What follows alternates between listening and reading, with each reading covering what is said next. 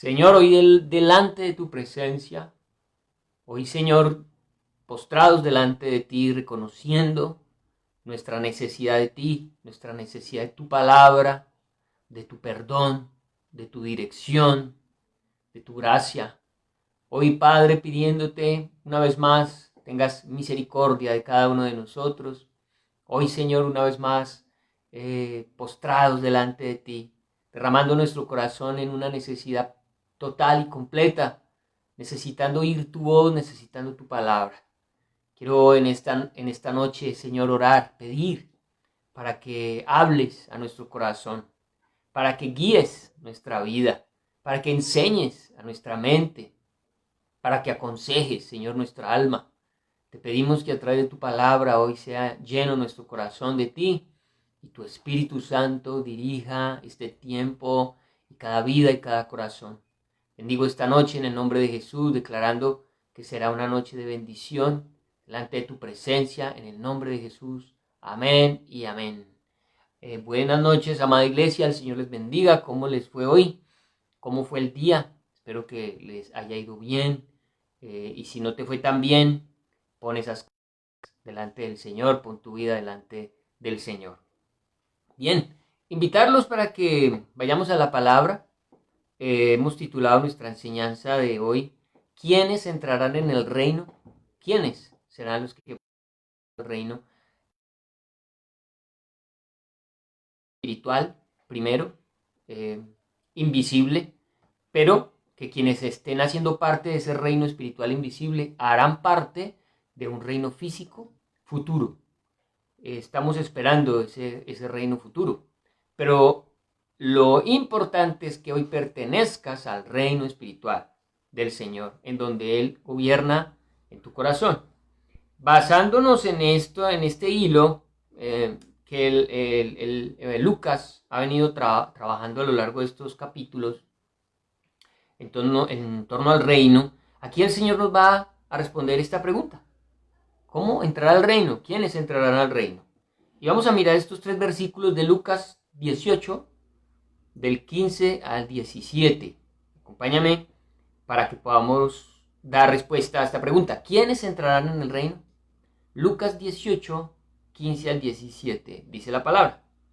Traían a él los niños para que los tocasen, lo cual viendo los discípulos les reprendieron. Mas Jesús, llamándolos, dijo: Dejad a los niños venir a mí, y no se lo impidáis, porque de los tales es el reino de Dios. De cierto os digo, que el que no recibe el reino de Dios como un niño, no entrará en él. ¿Quién entrará entonces en el reino? Miremos, analicemos cada uno de estos 3 versículos, que sin duda tenemos bastante que aprender en torno a este tema. Lucas 18, el versículo 15, la primera parte dice: traían a él los niños para que los tocase. ¿Quiénes? ¿Quiénes traían a los niños? Los papás, los padres de los niños estaban deseosos porque Jesús pusiera sus manos sobre los niños, orara por los niños. Es muy seguro, muy probable que los niños también desearan estar cerca de Jesús, porque Él inspiraba a los niños. Ustedes han visto que los niños muchas veces rechazan a las personas cuando les generan cierto tipo de temor. Sin embargo, Jesús para ellos significaba todo ese cariño, todo ese afecto, y los papás también querían, y era muy común incluso que en este tiempo los maestros oraran por los niños en su primer año. Les traían a los maestros de Israel niños de 1 año y ellos oraban por ellos. Seguramente aquí había niños de 1 año y de más años. Y los padres, una multitud, no vamos a imaginarnos que eran 4 o 5 personas, realmente cuántas personas podían estar en ese momento intentando llegar a Cristo para que orara por los niños. Entonces los padres estaban llevando sus hijos a Jesús. Empecemos hablando acerca de esa responsabilidad que tenemos nosotros como padres. Nosotros, como papás, estamos llamados a llevar a nuestros hijos a Jesús. Estamos llamados a que conozcan a Cristo. Nosotros, los papás. Es bueno, y lo hemos dicho muchas veces, y vale la pena volverlo a repetir. La responsabilidad de que los niños conozcan a Jesús no es solamente de la iglesia, de la escuela, de la iglesia, de Iglesia Activa en este caso. No es de los maestros de la escuela. Principalmente la responsabilidad recae sobre nosotros, los padres. Somos nosotros los que debemos llevar a nuestros hijos a Jesús, los que debemos acercar a los niños a Jesús. Pregunta, de acuerdo a lo que tú estás viviendo con tus hijos, ¿los estás acercando a Jesús o los estás alejando de Él? Porque este es el tiempo. Si tienes un niño en tu casa, un menor, este es el mejor tiempo para que lo acerques a Jesús. Habrá un tiempo más adelante donde ya estén mayorcitos y donde va a ser muy difícil que vayan a Cristo. Pero si tienes niños pequeños en tu casa, es el momento más apropiado para llevarlos a Jesús. Esa es nuestra responsabilidad como padres. Todos nosotros, los padres cristianos, a todos nosotros Dios nos ha dado la responsabilidad de criar a estos niños. Él nos ha dejado a nosotros esa tarea. Mira cómo lo dice Efesios 6:4. Y vosotros, padres, no provoquéis a ira a vuestros hijos, sino criadlos en disciplina y amonestación del Señor. Esa es nuestra responsabilidad delante del Señor, criarlos en disciplina. Pero no cualquier disciplina y no cualquier amonestación. Es la disciplina y la amonestación del Señor. Cuando nosotros actuamos en esa sabiduría de Dios, no vamos a ver a nuestros hijos con ira, con enojo, porque muchas veces cuando intervenimos en la vida de nuestros hijos provocamos en ellos ira, enojo. Y a veces incluso los obligamos a que hagan cosas, que vayan a la iglesia, y no lo hacemos sabiamente. Y logramos es más bien que ellos se sientan en esta actitud de ira. Necesitamos sabiduría para guiar a nuestros hijos. Mucha sabiduría de Dios. Yo sé que muchos de nosotros nos preguntamos, ¿y cómo hago? ¿Cómo hago con estos muchachos? ¿Cómo hago con mi hijo? Mi deseo, y creo que tu deseo, mi deseo, el de todos nosotros como padres, el deseo más grande es ver a nuestros hijos en el cielo. No solamente llegar nosotros al cielo, que cuando estemos en el cielo nuestros hijos estén allí. Y esa es nuestra responsabilidad. Claro, y frente a esa responsabilidad, ¿cómo lo voy a hacer, Señor? Él ha propuesto que podamos ir a Él a pedirle sabiduría, a pedirle guianza, a pedirle entendimiento de cómo es que se disciplina y se amonesta en el Señor.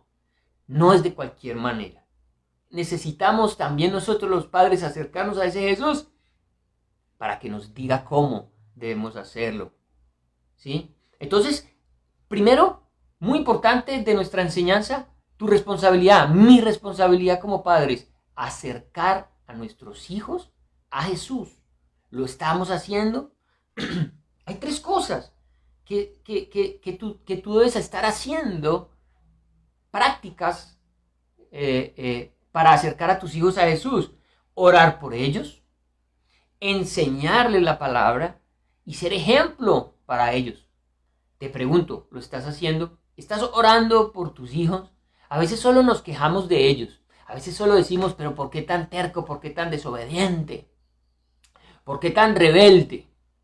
Y cuando revisamos nuestro tiempo de oración nos damos cuenta que es mínimo, que nos ocupamos de tantas cosas en nuestra oración y de nuestros hijos no. Primero, debes orar por tus hijos, presentarlos delante de Dios todos los días, cada día. Segundo, debes enseñarles la palabra del Señor. Ahorita lo vamos a ver, vamos a profundizar cada uno de estos. Y debes darle ejemplo, ser ejemplo. Es muy triste que el niño escuche de ti algo, pero vea de ti otra cosa. Allí no va a funcionar. Si tú no eres ejemplo para tus hijos, si no somos ejemplo para nuestros hijos, ellos no van a creer, ellos no van a caminar. Enseñar, hablemos de enseñar. Es muy bonito esto porque la palabra del Señor nos habla claramente que somos nosotros los padres los llamados a enseñar el evangelio a los hijos. Vuelvo y digo, no es la iglesia. No le dejes esa tarea a la iglesia, no le dejes esa tarea al maestro de escuela dominical. Es tu responsabilidad. ¿Qué pasaría donde no existiera la escuela dominical? Como pasa hoy en día, hoy no nos podemos reunir Nuestros niños no tienen iglesia activa y entonces se van a perder. No, porque hay un papá y hay una mamá que primero están estudiando la palabra, la están llevando a su corazón, la están meditando, y segundo, la están enseñando, y tercero, están dando ejemplo. Lo que enseñan lo están viviendo. Mira, por ejemplo, cómo bíblicamente quiero sostenerte el hecho de que es responsabilidad nuestra como papás enseñar el evangelio. Claro, aquí tú vas a decir, pero Dios mío, yo no conozco mucho evangelio. Claro, por eso te toca a ti estudiar la Biblia. No lo hagas solo por ti. No pienses solo en ti. A veces no vas a la Biblia porque dices, ay, qué pereza, no, yo ya me sé eso. Sí, pero tus hijos, ¿qué? Necesitas aprender más pensando en ellos. Piensa en ellos. Entonces cuando vas a ir a la palabra vas a decir, esto lo necesitan conocer mis hijos. Y se los vas a enseñar. Ya luego ellos amarán la palabra y por sí solos buscarán el texto bíblico. Es nuestro anhelo, es nuestro deseo. Pero mientras llega ese momento, tú eres el maestro. A ti es a quien el Señor te ha puesto en ese hogar, en esa casa, para enseñarles. Segunda de Timoteo, hablemos del apóstol Pablo y de Timoteo. Y de cómo Timoteo fue un joven al cual el apóstol Pablo se lo llevó en sus viajes misioneros porque vio en él mucho de Dios. Era un hombre estructurado en el Señor, era un hombre que amaba la palabra, que amaba el Evangelio. Y el apóstol Pablo vio eso en este joven, se lo llevó a sus viajes misioneros y luego lo dejó en Éfeso como pastor de la iglesia y le hizo grandes encargos, pero con tranquilidad lo hizo porque él había entendido que a Timoteo le enseñaron desde niño la palabra. Mira, segunda de Timoteo 1:5, el apóstol le dice a Timoteo, trayendo a la memoria la fe no fingida que hay en ti. Hay una certeza en el apóstol Pablo de lo que hay en Timoteo.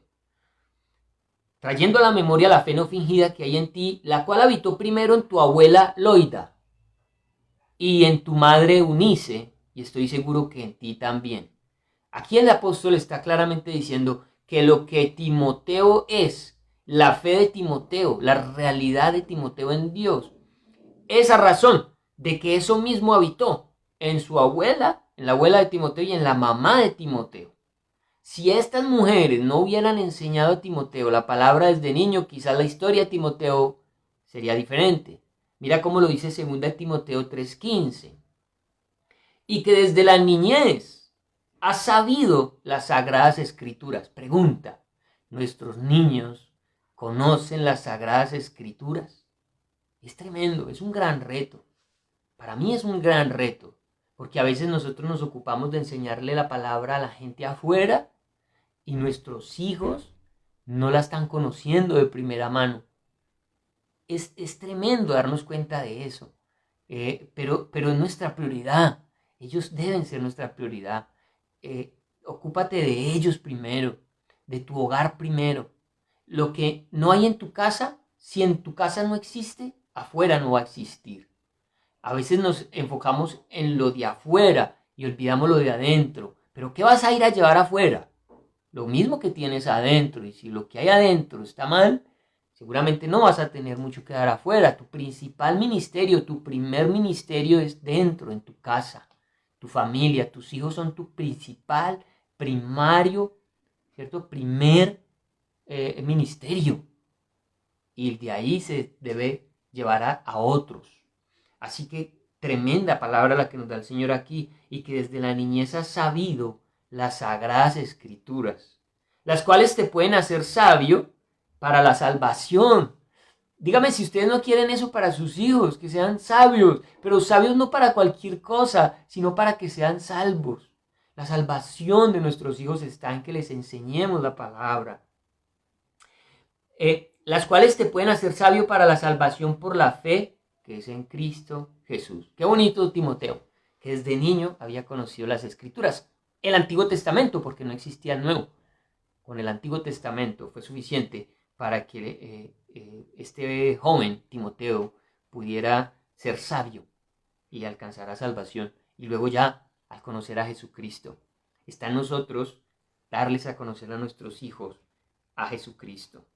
El Antiguo Testamento también lo ordena el Señor a través de las palabras de Moisés en Deuteronomio 6, del 6 al 9, dice: y estas palabras que yo te mando hoy estarán sobre tu corazón. Ojo, ¿sobre quién deben estar primero? Sobre el papá, sobre la mamá.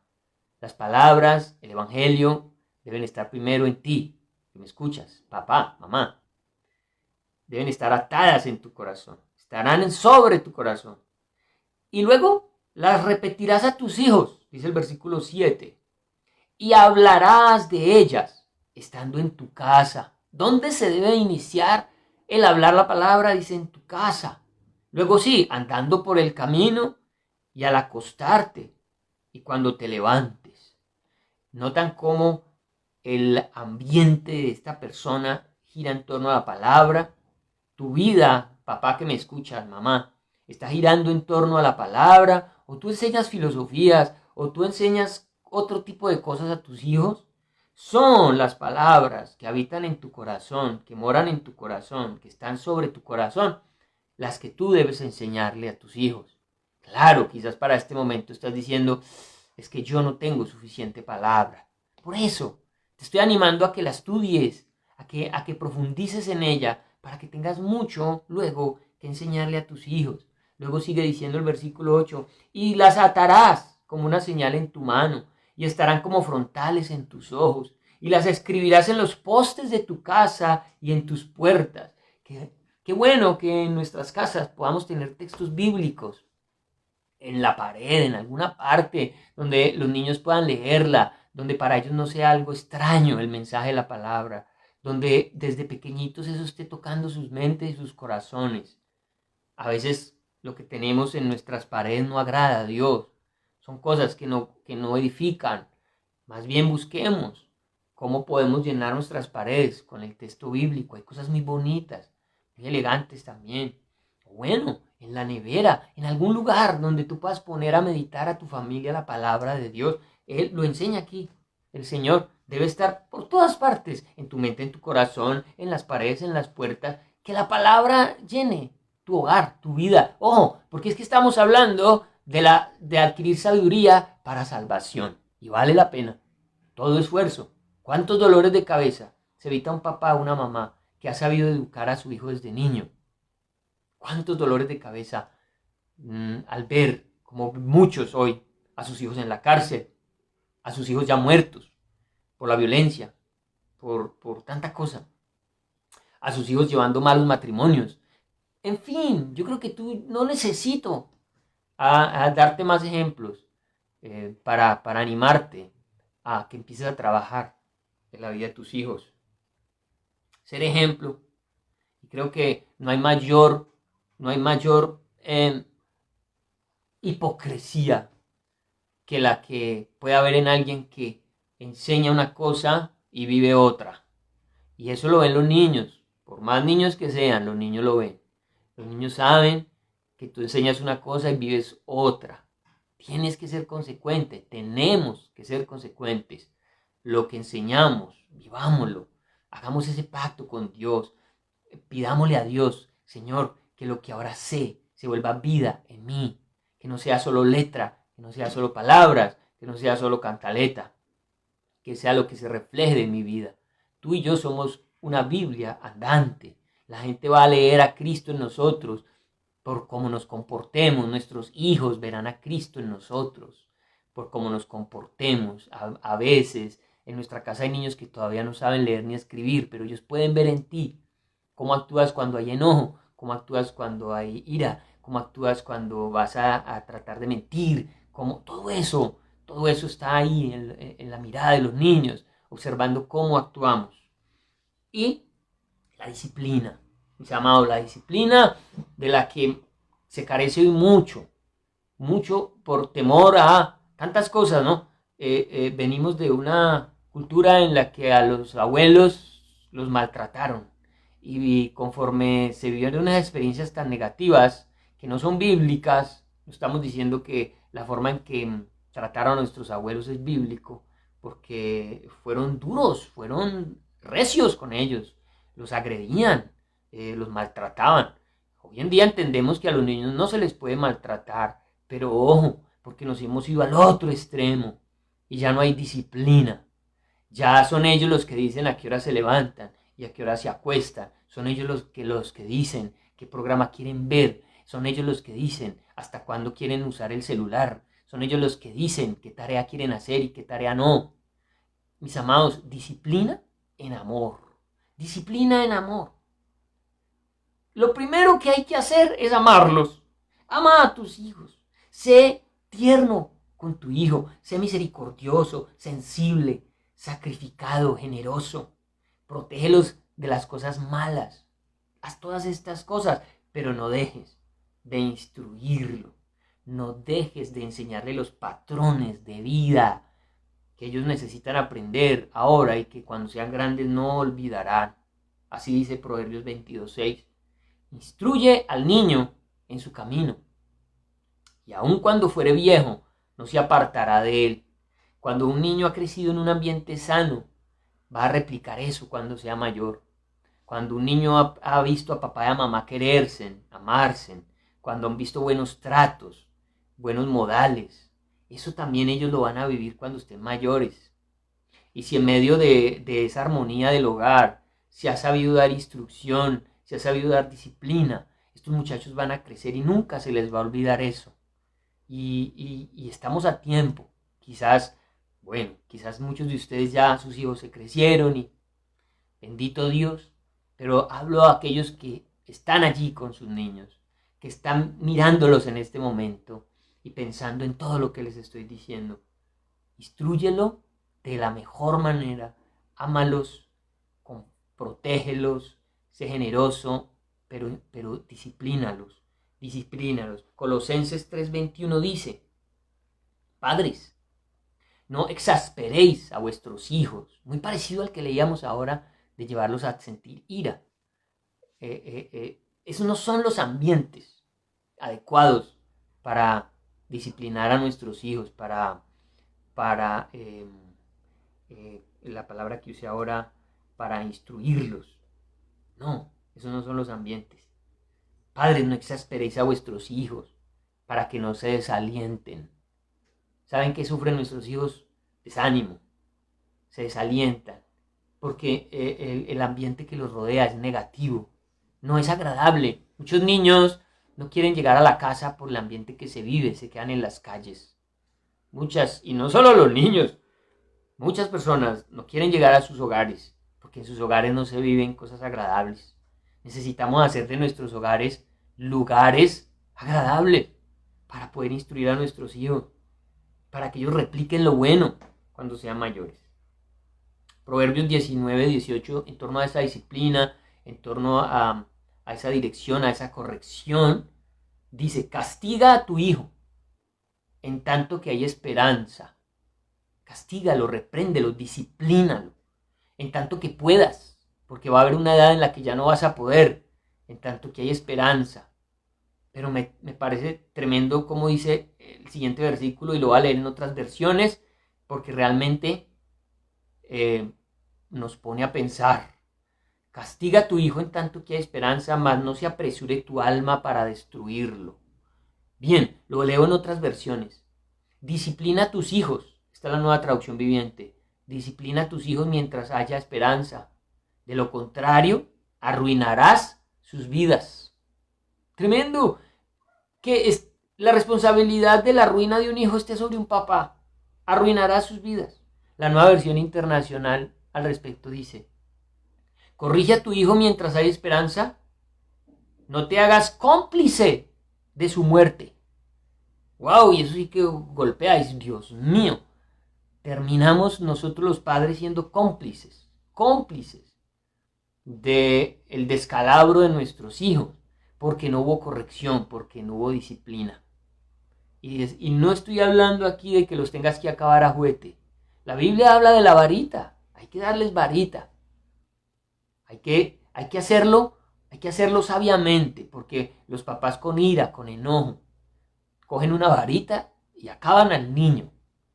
Y la palabra del Señor nunca, jamás nos da permiso para actuar en medio de la ira y del enojo. Siempre busca el Señor que actúes lejos de la ira y del enojo. Y si vas a disciplinar a tu hijo, no puedes hacerlo con ira y con enojo. Debes tener paz, debes tener calma antes de hacer cualquier cosa. Pero lo debes disciplinar, lo debes corregir. ¿Por qué? Porque si no vas a ser cómplice de su muerte. Continuamos allí en Lucas 18. Ya leímos el versículo 15, la primera parte, que decía que los padres traían a sus hijos a Jesús. Y el mensaje aquí es: lleva a tus hijos a Cristo. Que ellos conozcan a Jesús por ti. Porque quizás más adelante no va a haber nadie que haga ese trabajo por ti. No sabemos en su camino qué se encuentran estos muchachos. Pero si hoy los tienes ahí en tu casa, aprovecha. Tú eres el pastor de tu casa. Tú eres el llamado a educar en la palabra a tus hijos.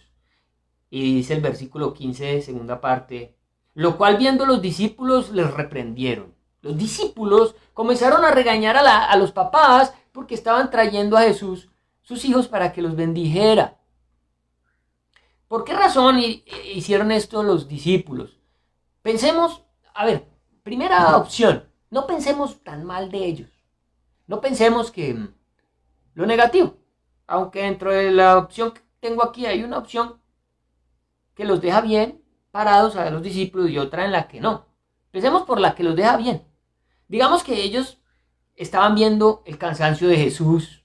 Jesús estaba teniendo un esfuerzo grande, estaba de viaje, camino hacia Jerusalén. ¿Qué sabía Jesús que le esperaba en Jerusalén? La muerte, la cruz. Seguramente eso cargaba sobre él, sobre su mente, sobre sus sentimientos, sobre sus emociones, porque aunque era Dios, él era hombre. Y él, según la oración en Getsemaní, estaba angustiado hasta el extremo.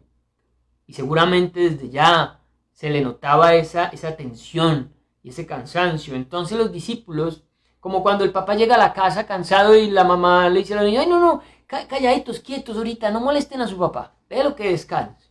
Como algo así. Y no es que el papá no quiera estar con sus hijos, solamente que necesita un poco de espacio, descanso, y luego sí, poder hablar con los niños. Entonces aquí los discípulos: no, por favor, no molesten ahora al maestro. Esa puede ser una. La otra es un poquito más compleja, y es esto. Y es que la mentalidad judía veía a los niños dentro de la religión como entes neutrales. Es decir, no proponían nada. Un niño no podía presentar ningún sacrificio, no podía cumplir con ninguna de las leyes, religiosamente no estaba como en condiciones. Entonces como que no importaban. Como que los niños eran ciudadanos de segunda clase. Entonces esa era la mentalidad que gobernaba a los discípulos. Finalmente era lo que habían aprendido, era su cultura. Entonces, no, saquen esos niños de aquí. El maestro no tiene tiempo para atender niños. Los niños no son tan importantes. Ojo, porque lo que Jesús va a demostrar a continuación es que están equivocados. Una vez más, tiene que corregirlos por la mentalidad farisaica que tienen. Recuerden que los fariseos valían por todos los esfuerzos religiosos que hacían, ¿sí o no? Por todos los sacrificios, por toda la ley y por todos los requisitos y rituales que guardaban. Eran lo que los hacía importantes. Y como los niños pues no cuentan para eso, los niños no son importantes. Y eso pensaban los discípulos. Y hasta pensaron: ¿no? ¿Y Jesús qué se va a interesar en los niños? Pero resulta que en el versículo 16 dice la palabra, Lucas 18:16. Mas Jesús, llamando a sus discípulos, dijo: dejad a los niños venir a mí, y no se lo impidáis, porque de los tales es el reino de Dios. Imagínense entonces cuando ellos escuchan esto. Primero, Jesús, según este mismo texto, pero en Marcos deja ver que Jesús no les dijo así como: ay, venga, deje que los niños vengan a mí. No. Según el texto en Marcos, Jesús está furioso. Jesús se enfureció con los discípulos y los recriminó fuertemente. Vengan ustedes, ¿Cómo así? ¿Que no están dejando que los niños vengan a mí? ¿Es que ustedes acaso no saben? Y era que no sabían. Recuerden que ellos pensaban que no contaban dentro del reino. Y Jesús les dice, venga, es que de ellos. O sea, si hay alguien importante en el reino son ellos. De los tales es el reino de Dios. Era el tema. Él venía hablando de eso y los discípulos venían pensando en todo eso y también los fariseos y toda la gente. ¿Quién podría entonces ser salvo? ¿Quién podría entrar al reino de Dios? Nadie pensaría en un niño. ¿Qué interés iba a haber en un niño? Cuando Jesús le está diciendo, ustedes no se dan cuenta que ellos son los ciudadanos de ese reino. Se metieron en la grande conmigo, dijo Jesús. No hagan el favor y no se los impidan. Tremendo que a nosotros el Señor hoy también nos diga, ¿ustedes por qué les están impidiendo a sus hijos venir a mí? ¿Ustedes por qué les están impidiendo que conozcan de mí? Mis amados, sí, ahora son niños, más adelante ellos podrán tomar sus decisiones, pero siémbrales la palabra. Aun cuando fueren viejos no se apartarán de ella. Ellos van a tomar decisiones, decisiones por el Señor, si tú hiciste bien tu trabajo.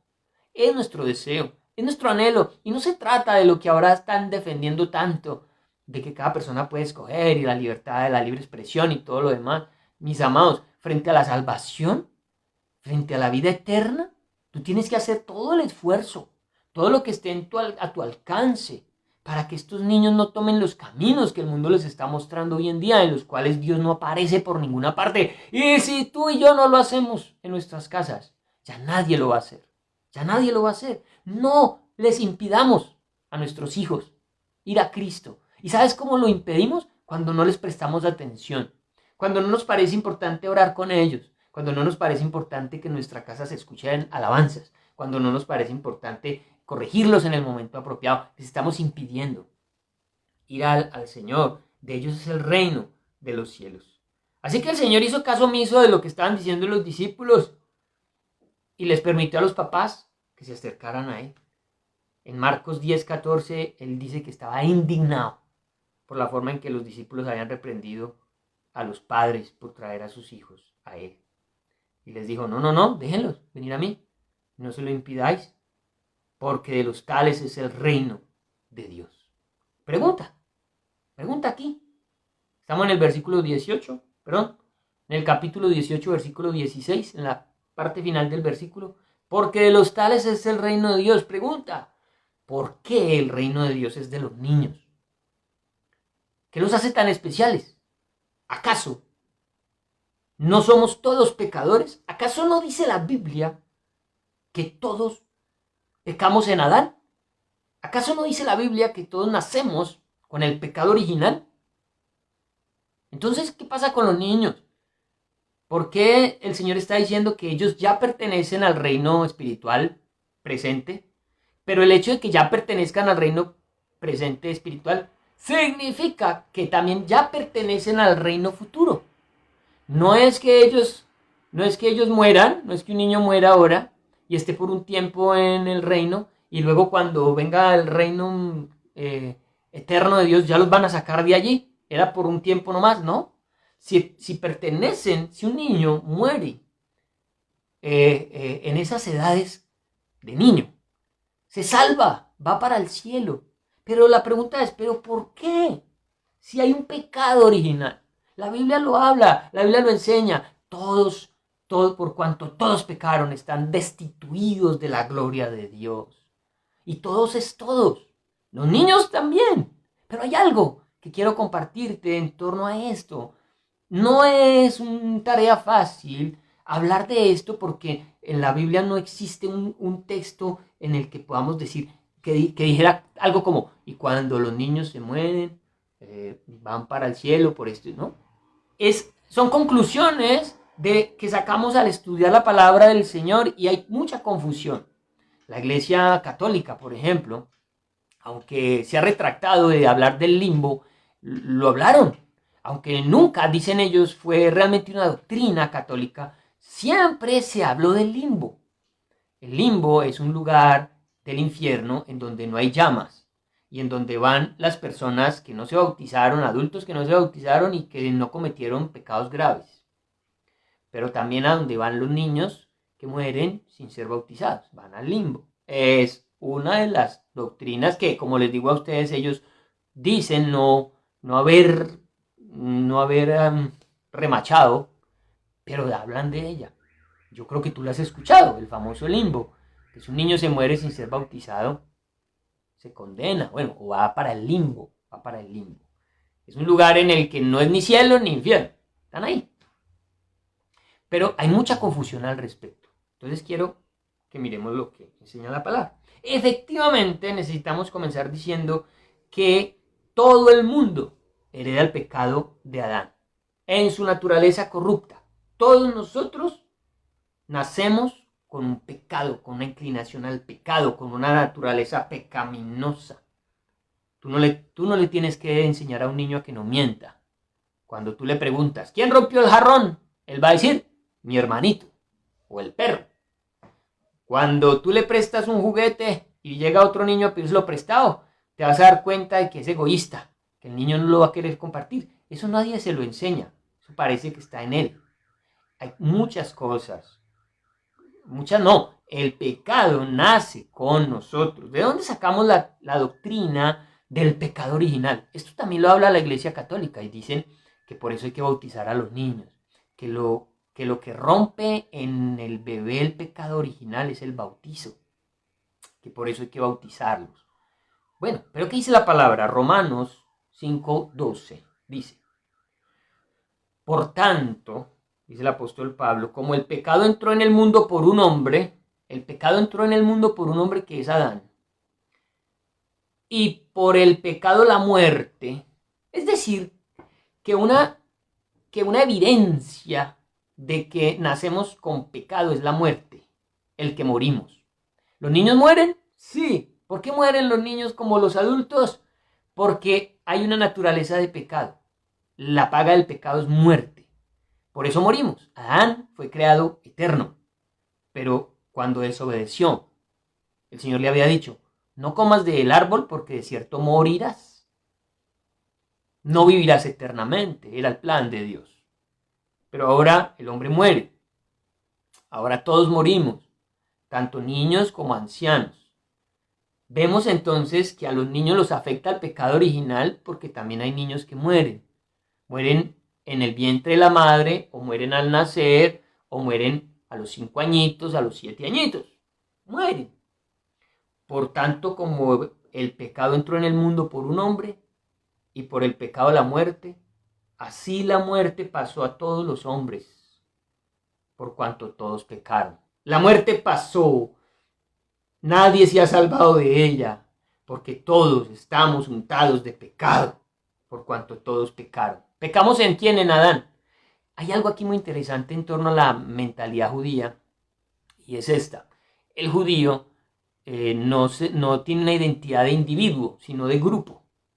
Ellos eran la nación escogida, no el personaje, no la persona, no, era la nación. Y miren ejemplos como estos. Hay un hombre llamado Acán. Acán, en el tiempo de Josué, Moisés le entregó a Josué el liderazgo de Israel para que entraran a la tierra prometida, tomaran posesión de la tierra. Josué está liderando batallas, la primera contra Jericó, y el Señor les había dicho, no cojan nada de Jericó, destruyanlo todo. Pero un hombre llamado Acán tomó un lingote de oro, tomó un vestido, un manto egipcio, si no estoy mal, y escondió eso en su carpa. El Señor, listo, entonces, eso fue cuando atacaron Jericó. Luego seguía una ciudad llamada Ahí, así llamaba la ciudad, Ahí, o Ahí, bueno, y era una ciudad pequeña, fácil de atacar, era pan comido. Tanto que dijeron, no, mandemos ahí unos 2,000 o 3,000 que con eso ganamos. Pues fueron y les fue mal. Perdieron la batalla y Josué preocupado le va a Dios y Dios le dice, pero es que ustedes están bajo pecado. Ustedes, todos, la nación. Pero ¿por qué todos? Señor, porque un hombre Acán, cogió lo que yo dije que no. ¿Por qué no simplemente el Señor aparta a Acán, ¿cierto? lo castiga y deja que haya victoria para Israel. ¿Por qué el pecado de uno afectó a todos? Porque así funciona, así es como Dios lo ha declarado. Entonces, ¿qué pasó? Hasta que no sacaron a Cam, y también hubieran podido juzgar solo a Cam, porque dice la Biblia que fue él solito, él el que se robó eso, el que tomó esas cosas. Pero el juicio cayó sobre su esposa, sus hijos, su ganado, su carpa. Todos lo agarraron a piedra, los mataron a piedra y los quemaron, porque tenía que ser desarraigado el anatema de Israel. Entonces hay una mentalidad de grupo. Aunque fue uno solo el que pecó, todos nosotros, en la genética nuestra, viene el pecado. Por eso decimos que todos pecamos. En Adán todos hemos pecado. Y aunque un niño recién nacido no ha pecado, no ha hecho ni bien ni mal, ya en él reside una condición de pecado. ¿Pero por qué entonces el Señor dice de los tales es el reino de los cielos si también han pecado en Adán? Continuemos. Continuemos. Todos somos pecadores, incluso los niños. Seguimos hablando del pecado original y seguimos hablando de que en los niños hay pecado, pero seguramente algo Dios tiene que hacer en su soberanía para hacer que un niño herede el reino de los cielos, aún sabiendo que eso en él hay pecado. Te doy más ejemplos de la palabra del Señor. En el Salmo 51:5, por ejemplo, David enseña que todos nacemos pecadores. Todos nacemos. Salmo 51:5 dice, he aquí, en maldad he sido formado, y en pecado me concibió mi madre. Allí vemos que desde el nacimiento, desde la concepción, esa naturaleza pecaminosa ya está en nosotros. Salmo 58:3 dice, se apartaron los impíos desde la matriz. Oiga pues, desde la matriz. Se descarriaron hablando mentira desde que nacieron. Mis amados, un niño miente desde chiquito. En ellos existe ya una condición de pecado. Proverbios 22:15 dice, la necedad está ligada en el corazón del muchacho, del niño, del joven, del pequeño. La necedad está ligada, de así nace. La necedad está ligada en el corazón del muchacho, mas la vara de la corrección lo alejará de él. Por eso la necesidad de que nosotros instruyamos, disciplinemos a nuestros hijos para ayudarlos a que esa necedad sea desarraigada y a que ahora la palabra del Señor more en ellos. Así que podemos concluir entonces que si todos somos pecados, hemos pecado, todos nacemos en pecado, y si los niños han nacido en pecado, con el pecado original, para que Dios diga que los tales es el reino de los cielos, es porque hay un cuidado especial de Dios sobre los niños. Y es lo que Jesús está declarando allí. Es que esto lo dijo fue Jesús. Si no lo hubiera dicho Cristo, tendríamos que mirar diferente el tema de los niños. Pero él claramente, y creo que esto no hay confusión ninguna, claramente dijo, de ellos es el reino de los cielos. Por lo tanto, hay un cuidado especial de Dios para ellos. Les leí ahora, hace unos minutos, en Romanos 5:12, lo siguiente, y quiero que lo sigan porque vamos a leer el 13 y el 14. Voy a leer una vez más Romanos 5:12, luego el 13 y el 14, para poder entender un poco de qué se trata ese cuidado especial que tiene Dios. Dice así, por tanto, como el pecado entró en el mundo por un hombre, y por el pecado la muerte, así la muerte pasó a todos los hombres, por cuanto todos pecaron. Es decir, todos han muerto a causa del pecado. Versículo 13.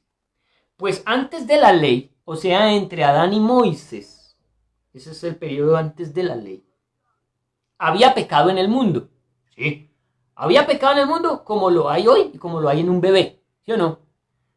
Pero, y ese pero es importante en lo que estamos estudiando, pero donde no hay ley, no se inculpa de pecado.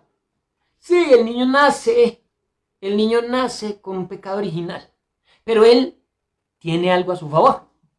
Y es que él no sabe lo que está bien y lo que está mal. Por lo menos hasta que cumple cierta edad.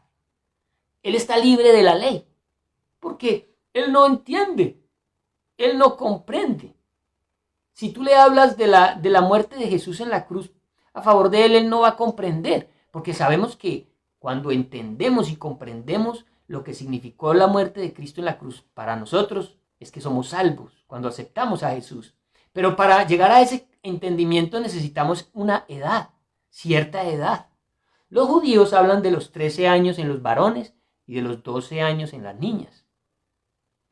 Edad en la que ellos ya son tratados como adultos, edad en la que se considera que pasaron de ser inocentes a ser personas que saben y conocen el bien y el mal. ¿Qué edad es la que podemos decir que ya un niño es consciente de lo bueno y de lo malo? Eso depende de cada niño. Hay niños muy niños y hasta edades muy avanzadas, con una mentalidad muy infantil, muy inocente. Y hay otros muy chiquitos que uno se queda aterrado de los alcances que tienen. Solo Dios sabe en qué momento un niño pasa de tener este cuidado especial a ser alguien ante el cual Dios lo considera responsable de sus actos. Así que, pero donde no hay ley, no se inculpa de pecado. Ay, ¿cómo así? Entonces, ¿qué pasó entre Adán y Moisés? ¿Esa gente qué? No obstante, entre Adán y Moisés, dice, no obstante reinó la muerte, desde Adán hasta Moisés. ¿Se dan cuenta que morían? Como muere un niño, como muere un bebé, mueren también porque hay pecado. Pero hay una condición especial. Dios juzgará a esa generación de una manera diferente porque no hay ley. No obstante, reinó la muerte desde Adán hasta Moisés, aún en los que no pecaron a la manera de la transgresión de Adán, el cual es figura del que había de venir. Por lo tanto, ese es el cuidado especial que Dios tiene sobre los niños. El hecho de que a ellos no se les puede imputar que conocen o que sepan por qué razón está mal mentir, o por qué razón está mal ser egoísta, etc. Como los niños no son capaces de creer en la salvación, porque no han alcanzado la condición de responsabilidad personal, de la edad de la que yo les estaba hablando, que varía de niño en niño, como eso sucede, ellos están bajo el cuidado especial de Dios. Por eso Él dijo, dejad a los niños venir a mí, porque de ellos es el reino de los cielos. La edad en la que son conscientes se les llama el estado de rendición de cuentas. El estado de rendición de cuentas es cuando alguien ya sabe lo bueno y lo malo. Un niño tan pequeño pues no ha desarrollado la capacidad de resistirse a la ley de Dios, a los mandamientos de Dios, a la voluntad de Dios. Eso es lo que el Señor juzga a nosotros, nuestra resistencia, nuestra desobediencia a no querer someternos a sus mandamientos. Un niño no tiene esa condición, por lo tanto, de ellos es el reino de los cielos. A ellos no se les puede llamar a rendir cuentas. Por eso, desde ya, un niño hace parte del reino de los cielos. Deuteronomio 1:39 defiende, y otros textos que ya les voy a hablar, el hecho de que los niños no conocen el bien y el mal. Esto no es solo porque a nosotros nos parece, sino que la Biblia también lo dice. Deuteronomio 1:39 dice, y vuestros niños, de los cuales dijisteis que servirían de botín, y vuestros hijos, que no saben hoy lo bueno ni lo malo, ellos entrarán allá, y a ellos la daré, y ellos la heredarán. Le está hablando Dios a Israel antes de llegar a la tierra prometida, y les está diciendo, los mayores, los grandes, los que salieron de Egipto, murieron en el desierto. Y los que nacieron en el desierto, los niños, y los que para ese momento eran niños, irían a heredar una tierra, porque sencillamente Dios no los podía juzgar como juzgó a los grandes, que fueron desobedientes, que altercaron todo el viaje con Moisés, que no creyeron, incrédulos. No, los niños, dice aquí, ellos irían a heredar esa tierra porque ellos hoy, dice, no saben lo bueno ni lo malo. Dios mismo está diciendo que la razón por la cual los niños heredarían sería porque no saben lo bueno y lo malo, aunque en ellos ya exista pecado. También Job habló acerca de que los niños al morir van al cielo, de que no van a ningún limbo o se condenen, aún naciendo con el pecado original. Mira cómo lo dice Job, anhelando él mismo haber muerto antes de nacer, porque él dice, estoy viviendo una vida tan terrible que me hubiera sido mejor ser abortivo, o haber nacido y haber muerto, a tener que vivir de adulto lo que estoy viviendo. Así estaba de triste y de acongojado Job. Job 3, del 11 al 17. ¿Por qué no morí? ¿Por qué no morí yo en la matriz? ¿O expiré al salir del vientre? Cualquiera pudiera decir que morir a esa edad es grave porque termina uno en el infierno y ni cuenta. ¿Y por qué? Sería terrible no haber tenido la oportunidad, ¿sí o no?, delante de Dios de decir, pero Señor, ni siquiera tuve la oportunidad que me hablaran de Cristo. No tuve la oportunidad que me predicaran el Evangelio, que esa es la responsabilidad de la iglesia. La iglesia está sobre la faz de la tierra porque la gente necesita escuchar el Evangelio para que se salven. Y si nosotros no lo hacemos, entonces, ¿cómo ellos van a poder decir? A mí nadie me dijo, a mí nadie me comentó. Un bebé, un niño, un abortivo, pues terminaría en el infierno por un pecado original, pero sin saber por qué. Pero aquí Job está diciendo, hombre, no, los niños tienen un mejor futuro cuando mueren. ¿Por qué no morí yo en la matriz o expiré al salir del vientre? ¿Por qué me recibieron las y a qué los pechos para que mamase? Pues ahora estaría yo muerto y reposaría. ¿Sí se dan cuenta la condición de un bebé que muere? Reposaría, dormiría y entonces tendría descanso. Esa es la condición de un niño que no conoce el bien y el mal cuando muere. Con los reyes y con los consejeros de la tierra que edifican para sí ruinas, o con los príncipes que poseían el oro, que llenaban de plata sus casas. ¿Por qué no fui escondido abortivo como los pecadores? Los impíos dejan de perturbar. Allá en ese lugar los impíos dejan de perturbar y allí descansan los de agotadas fuerzas. Están en un mejor lugar. Los niños que son abortados, tristemente, el juicio es para sus madres, pero esos niños, esos bebés, van al cielo. Van a gozar de la presencia de Dios por la eternidad.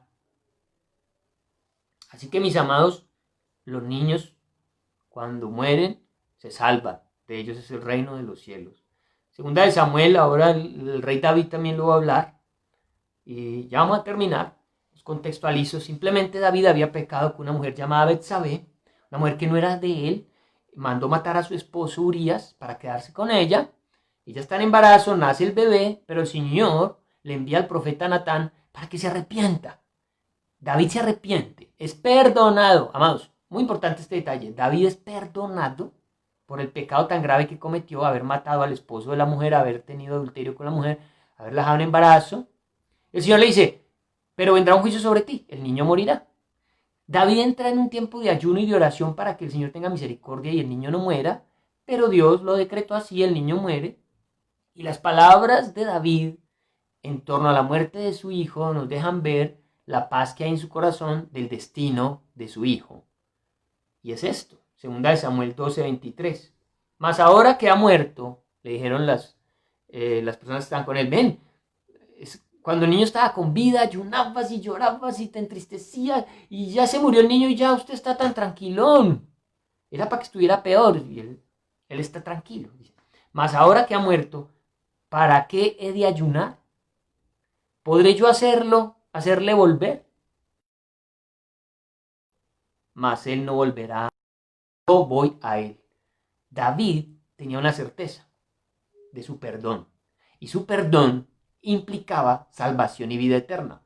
Por lo tanto, él considera que que su hijo está en la presencia de Dios. Y como él sabe que va a ser salvo, lo dijo en un salmo, miren, en el Salmo 17:15, lo dijo David. En cuanto a mí, veré tu rostro en justicia. Estaré satisfecho cuando despierte a tu semejanza. Había una certeza, David era salvo. Digo, yo me voy a salvar, aunque pequé tan horriblemente, fui perdonado y tengo salvación. Mi hijo está allá, yo voy para allá.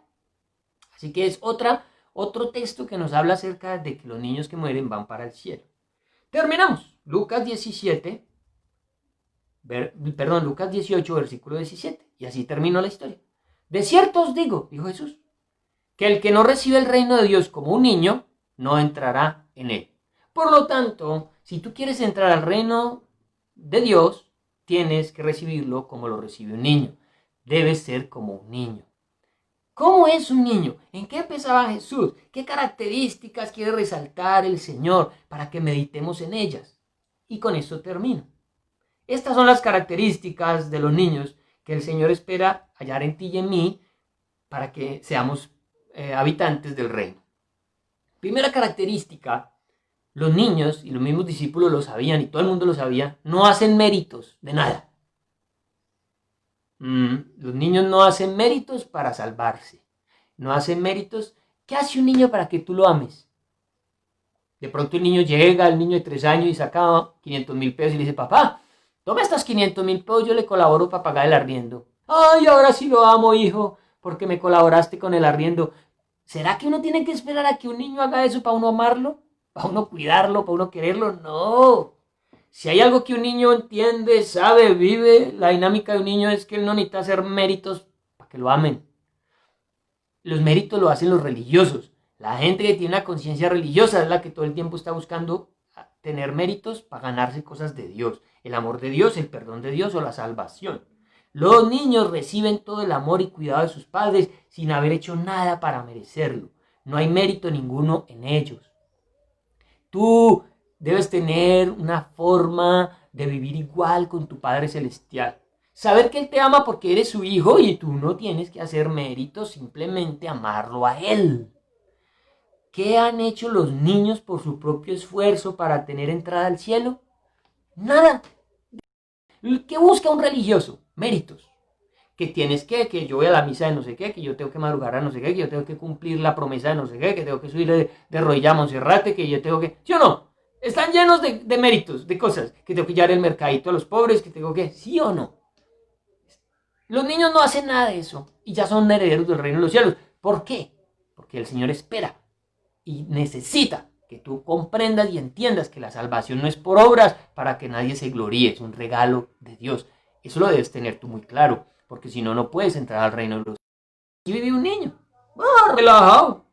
Son un contraste con aquellos que buscan a través de la religiosidad ganar la salvación. Los niños son un contraste. El sistema religioso judío, miren esto, en el sistema religioso judío la idea de que un bebé entrara al reino era absurda. Los bebés no entendían la ley ni la practicaban y por ende no podían realizar ninguna obra meritoria con la cual ganarse la salvación. Por eso no contaban, por eso no importaban, porque no podían hacer ninguna obra para ganarse la salvación. Eso es lo primero que Jesús quiere enseñarte a ti y a mí hoy. Esto no es por méritos. Amén. Si quieres heredar el reino de los cielos, no lo busques a través de los méritos. La salvación no es por obras, es por fe en Cristo Jesús. ¿Qué más tiene un niño? La capacidad de asombro. Me acuerdo, Danielito tendría para ahí 2 o 3 añitos y en el techo de la iglesia, en el zinc, hay unos roticos que cuando el sol está fuerte, al mediodía, entra un chorrito de luz y dibuja un círculo en el piso, un chorrito de luz.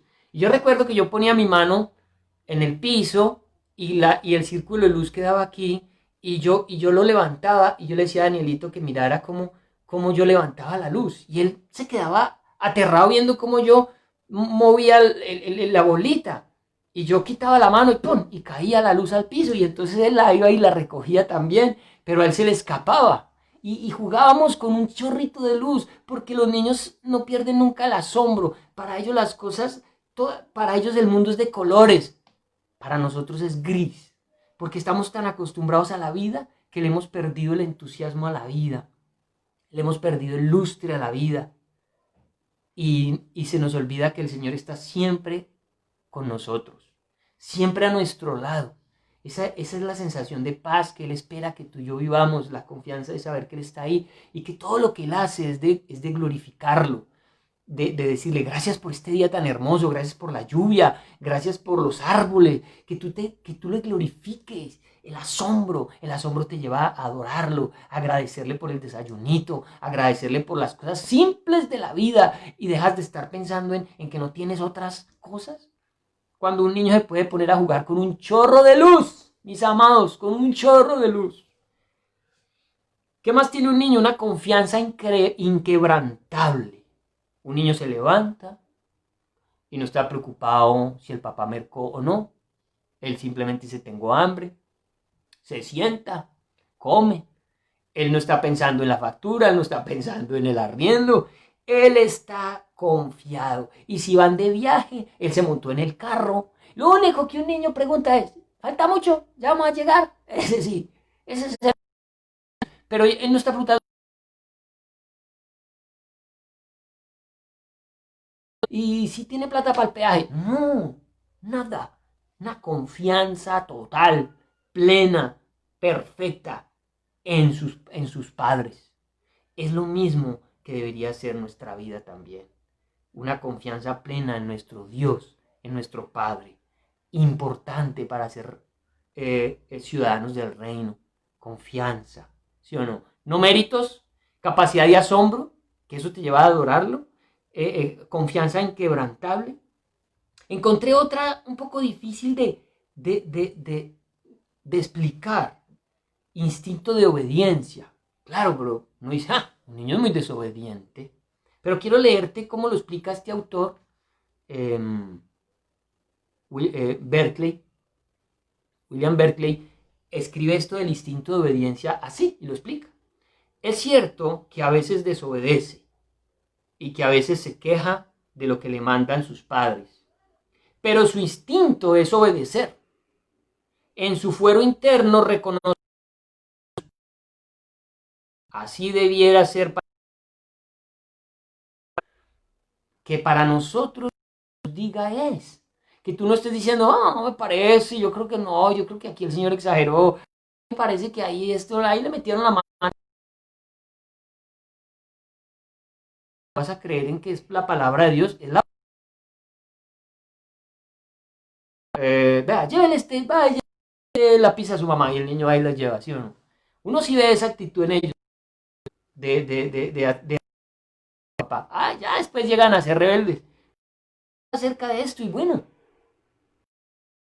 en ellos eso, pero lo más importante es que esté en nosotros, que seamos obedientes a la palabra de Dios y no le estés buscando a eso pereques, ni estés intentando encontrar formas para no cumplirla, buscando la manera de desacreditarla, no. Y finalmente, los niños tienen una extraordinaria capacidad de perdonar y de olvidar. Les leo esto. Si otros nos trataran de la forma en que nosotros tratamos a nuestros hijos, probablemente nunca los perdonaríamos. ¿Has visto cómo esa señora le mete a los niños en la calle? Y cómo personas y cómo, mis amados, si como dice aquí William Berkeley, si a nosotros nos trataran, nos humillaran como perdonaríamos. Olvida, eso es lo hermoso de los niños. Ellos tienen esa capacidad de perdonar y olvidar. No traen en cuenta las injusticias pasadas. Pero ¿cómo somos nosotros los adultos? Todo lo tenemos aquí fresquito. Todo el tiempo estamos y no perdonamos y no olvidamos. Y el Señor dice, yo necesito que sean como niños en todos estos aspectos para que hagan parte del reino de los cielos. Amén. Oramos, dándole gracias a Dios por su palabra y que todo esto que hemos aprendido podamos ponerlo en práctica.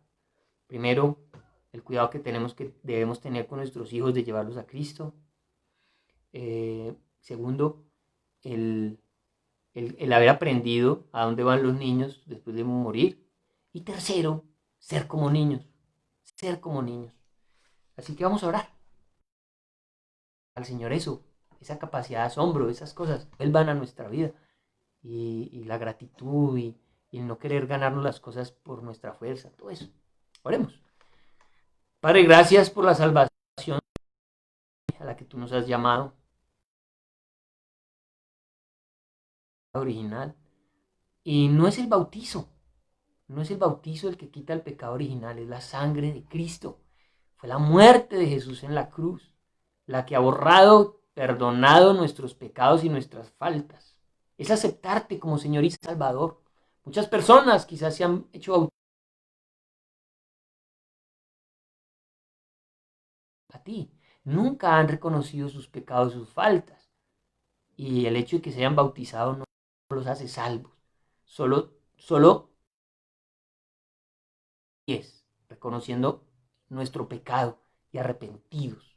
Nos hace salvos, nos saca de esa condenación en la que está y nos pone ahora a vivir en el reino de los cielos. Y aunque vamos a morir en esta tierra, es el legado del pecado de Adán. Nuestro espíritu y nuestra alma son eternos. Y un día también recibiremos un nuevo cuerpo para estar por siempre contigo, porque así como el pecado entró por Adán, también la vida eterna entró por Cristo. Así la muerte entró por Adán, la salvación, la vida eterna en el cielo entró por Jesús. Y hemos sido llamados a ser parte de ese reino. Gracias, Señor. Permítenos ser como niños. Permítenos tener esa capacidad de asombro, ese deseo de obedecerte y ese deseo de perdonar. Y ayúdanos a los que somos papás a guiar a los hijos hacia ti y no alejarlos de ti. Sería lo más triste y lo peor que en vez de nosotros que hemos sido llamados a acercar a nuestros hijos a Cristo, los estemos apartando. Perdónanos, Señor, danos sabiduría y entendimiento para traer disciplina, autoridad a nuestras casas, para ayudar a que nuestros hijos te conozcan, para que en nuestras casas abunde el mensaje de tu palabra, abunde tu palabra en las mentes, en los corazones y en la forma de vivir. Gracias te damos pues por esta preciosa noche, este precioso tiempo, en el nombre de Jesús. Amén y amén. Una feliz noche, que descansen, que el Señor les bendiga grandemente. Nos vemos con la ayuda de Dios el próximo domingo.